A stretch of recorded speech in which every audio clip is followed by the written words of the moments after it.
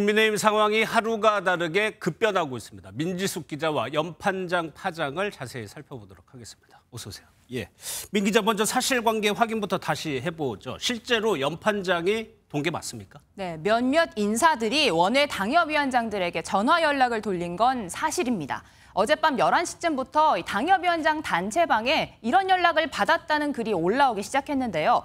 자신도 이 전화를 돌렸다고 인정한 박종진 인천 서울 당협위원장에게 통화 내용이 실제 어떤 것이었는지 직접 물어봤습니다.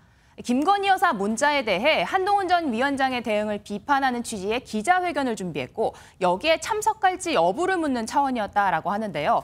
비판 성명 취지인 만큼 10명 정도가 참석의 뜻을 밝혔고 20명은 이름을 올리는 데 동의했다라고 전했습니다.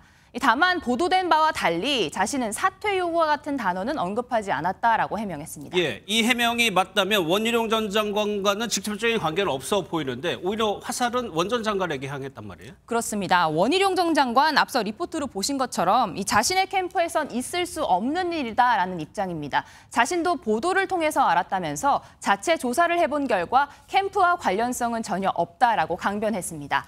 박 위원장 역시도 대통령도 원희룡 전 장관도 아닌 원외 모임인 성찰과 각오 차원의 논의였다라고 원희룡 캠프와의 연관성에는 선을 그었는데요. 이 당무 개입 논란으로 예민한 시점에 여러 가지 논란이 확산되자 결국 기자회견을 취소하게 됐습니다. 예, 제2의 연판장이라는 표현이 붙은 이유가 나경원 의원 때문입니다. 맞습니다. 지난해 나경원 의원의 등판을 막기 위해 친윤계 의원 50여 명이 이름을 올리면서 대통령의 당무 개입 논란으로까지 번졌죠. 당사자였던 나 의원도 제2연판장 이 이름은 부적절하다라는 입장입니다. 지금 당의 상황이 너무 안타깝다고 생각을 하고요. 그러나 제2연판장과 저의 저의 상황하고는 다르다고 생각을 합니다. 양쪽이 충돌하고 있는데 모두 줄 세우기 정치와 줄 서기 정치로 가고 있다. 네, 나 의원 설명은 당시 자신은 계파가 없었을 뿐 그 어떤 잘못도 하지 않았지만 한동훈 전 위원장의 경우에는 비대위원장 역할과 책임을 다하지 않은 건 맞기 때문에 엄연한 차이가 있다라는 겁니다. 예, 그러면 법적인 문제도 한번 보죠. 실제로 이런 연락이 돌았다면 선거법상의 문제는 없는 건가요? 누가 또 어떤 내용을 언급했는지 두 가지를 따져봐야 합니다. 당헌 당규상 후보자가 아닌 국회의원이나 당협위원장은 특정 후보를 위한 선거운동을 할 수 없게 되어 있기 때문인데요. 확인된 바로는 이 전화통화를 돌린 사람 가운데 최고위원 후보로 나선 당협위원장도 포함이 되어 있습니다. 후보자라고 할지라도 비방이나 흑색 선전을 한다면 이 선거법상의 문제가 될 수도 있습니다. 하지만 한동훈 후보 측은 이 문제로 선관위에 제소를 하거나 이의 제기할 계획은 없다라고 밝혔습니다. 당 선관위가 논란이 된 지 하루도 채 지나지 않아 경고성 메시지를 이미 냈기 때문입니다.